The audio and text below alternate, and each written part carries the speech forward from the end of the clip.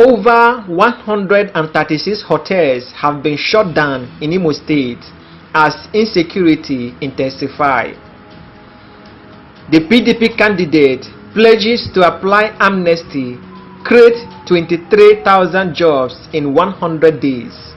It has been disclosed that over 136 hotels have been shut down in Imo State in the face of unknown gunmen menace and other forms of violent crimes. A governorship candidate who wishes to change this ugly situation has revealed in Port Harcourt, Rivers State, that he would set up an amnesty program which was introduced in Nigeria for the first time by the People's Democratic Party (PDP) through the late President Umaru Musa Yar'Adua in the Niger Delta. The PDP candidate Samuel Anyanwu took his campaign to Port Harcourt at the weekend and justified this by saying that the former governor of Rivers State, now FCT Minister Anyanwu, helped him become the party's national secretary. He stated that before now, at weekends, all the hotels in Imo State were fully booked.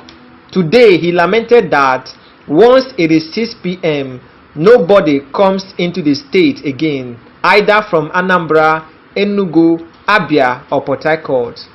But today, 40% of hotels in Imo State are up for sale. All the people employed in these hotels and eateries have been sacked. A hungry man is an angry man, he said.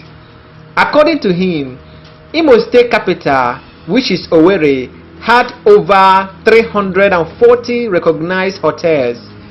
The top 10 charging between $184, that is 83,000 naira then, but 164,000 naira now, and others $26, that is 23,000 naira then and 11,000 naira now. Some of the top 10 hotels that attracted traffic from the southeast and south-south included Swiss International Beland Hotel, Beland Hospitality Hotel and Toys, Transit Suites and Served Apartment, Full Moon Hotels, Anzio Honors, All Season Hotel, Tempura Luxury Hotel, Eastern Emirates Hotel and Suites, Marathon Hotel and All Season Hotel. Now, more than 40% of top and lower hotels are now up for sale, and their owners are on the run because of insecurity and very low patronage. Before unknown government took over, most people around the region prefer to wed or party in Owerri or Asaba. It seems the state has lost that age. Justifying his proposed amnesty in Imo State, Anyanwu said insecurity had affected 40% of hotels in Imo State and that they had been put up for sale, meaning they are on the run. If elected, he stated that he will create 23,000 jobs in the first 100 days as governor of Imo State. The governorship candidate, speaking in the Ikoku Motor Spare Parts section of Diobi in Port Harcourt, while addressing Imo indigenes and motor spare part dealers, also stated in the next few days that Imo State would wear a new look. Imo State will walk, come to Rivers State, and you can see physical developmental infrastructures. Rivers State is an oil producing state just like Imo State, but where are the infrastructures in Imo State from oil derivatives? Imo State gets an allocation of over 5 billion naira every month, and there is nothing to show for it. Over 2,000 youths have been killed in Imo State in Osu local government area, Oru East local government area. Young men are being killed every day in the name of IPOB and ESN. Every young boy is being killed there and tag IPOB, that is the indigenous people of Biafra, and ESN, that is the Eastern Security Network. From January 15, when he said he would be sworn in, he would live in Imo State to solve the problem of Imo State. Within 6 months, I will conduct the local government area election and people will be employed. I will give amnesty to our brothers in the bush. I will dialogue with them and reintegrate them into the society. That is what the late Yaradua did in Niger Delta. You don't use bombing to fight crime. You use dialogue and peace, he stated. Anyanwu, the incumbent national secretary of the PDP, lamented that there has been no local government area elections in Imo State for the past 8 years and no employment for the people. He also noted that the last medical doctors in Imo State were employed in 2009. Those 10,000 civil servants that Hakim employed and were later sacked, I will reemploy them. We will train and retrain our public school teachers and ensure our public schools compete with private schools. We had about 50 doctors, but today we have less than 30 doctors in Imo State. I will take care of the primary health center. I will employ doctors. No community in Imo State doesn't have at least 1 doctor, but because there has been no employment, many of them have gone abroad.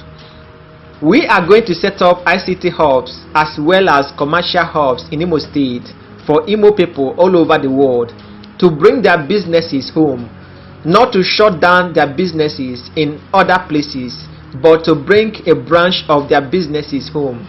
And when you bring your business home, I assure you that there will be no multiple taxation and security. He went on to say that there would be no election rigging this time. If they are popular, let them allow a free and fair election. I am going to win them under a free and fair election. I will declare an emergency in the education and health sector. We will give room for criticism and I will run our government with a human face. We will not arrest journalists and jail them for criticizing our government. I will engage Imo youth in agriculture.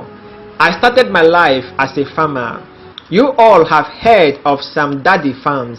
Some of the richest people in Israel today are farmers.